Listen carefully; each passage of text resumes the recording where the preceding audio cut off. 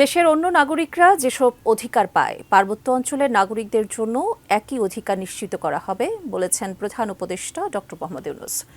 দুপুরে ৩ পার্বত্য জেলায় ১২টি বিদ্যালয়ে ই-লার্নিং কার্যক্রম উদ্বোধন করে এই কথা বলেন তিনি।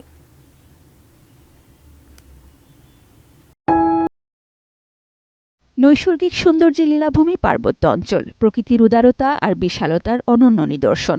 কিন্তু যুগের উন্নতির এই সময়ে কালে কালে যোগ হয়েছে নানা আক্ষেপও। বিশেষ করে বিশ্বের সর্বস্তরে জীবনযাত্রায় আধুনিকতা ও প্রযুক্তির যে সুযোগ সুবিধা তার বেশিরভাগই পাচ্ছেন না পার্বত্য অঞ্চলের সন্তানরা। অবশ্য এখন সময় তাদের প্রযুক্তির সেই অবারিত জগতে নিজেদের অধিকার প্রতিষ্ঠার। মঙ্গলবার দুপুরে প্রধান উপদেষ্টা সরকারি বাসভবন যমুনা থেকে এই ভার্চুয়াল আয়োজনের মধ্য দিয়ে পার্বত্য অঞ্চলে ৩টি প্রাথমিক ও 9টি মাধ্যমিক বিদ্যালয়ে ই-লার্নিং কার্যক্রম শুরু হলো। বহুল প্রতীক্ষিত এই প্রাপ্তিতে উচ্ছ্বসিত ও উৎসাহিত শিক্ষক শিক্ষার্থীরা।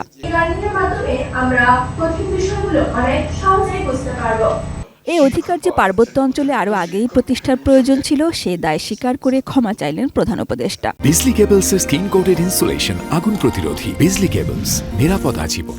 সারা দুনিয়াতে আলো জ্বলতেছে, তোমাদের এখানে নাই, এটা আর কোনো ব্যাখ্যা নাই। তোমাদেরকে আমরা এটা এই সুযোগ থেকে বঞ্চিত করেছে দিন ধরে, এটার জন্য আমরা ক্ষমা প্রার্থী। এই যে কাজটা আমরা এখন 12টা স্কুলের সঙ্গে করছি, এটা ৩,৫০০ স্কুলের সঙ্গে হওয়ার কথা। পার্বত্য অঞ্চলে কাজ করতে যেতে শিক্ষক ও ডাক্তারদের অনীহা এবার কমবে বলে আশা তার। ইন্টারনেটের কল্যাণে শিক্ষা ও স্বাস্থ্যের সুবিধা বাসিন্দাদের দুয়ারে আসবে বলেও আশা। এত সুন্দর জায়গা দুনিয়ার মধ্যে, এরকম সুন্দর জায়গা কয়টা আছে হাতে গোনা যাবে, তার মধ্যেও নাকি লোক যায় না। যেতে চাইবে কেন বলো? কোন দুঃখে ওখানে যেতে চাইবে? যেখানে ইন্টারনেট নাই সে অন্ধকার জগতে কেন মানুষ যাবে? এটা শুধু শিক্ষা না, আমাদের তো আরো বহু বিষয় আছে। আমরা কি হচ্ছে দুনিয়াতে, কি হচ্ছে সেটা জানতে চাই, তথ্য জানতে চাই। একটা হলো স্বাস্থ্য, আজকে ডাক্তারের অভাব। ইন্টারনেটটা থাকলে সে মানুষ কোথায় আছে কিছু আসে যায় না।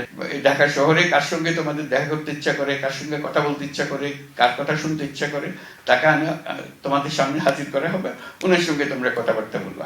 একে একে ১৪৯টি স্কুলে ই-লার্নিং কার্যক্রম শুরু হবে বলে জানানো হয় এই অনুষ্ঠানে। বাংলাদেশের অন্য জায়গায় যতটুকু আছে পার্বত্য জেলাগুলোতে প্রত্যেক জায়গাতে সেটা থাকবে, কাজে সেই অধিকার যেন আমরা পূরণ করতে পারি। Sajida Sweety, ATN news, Dhaka.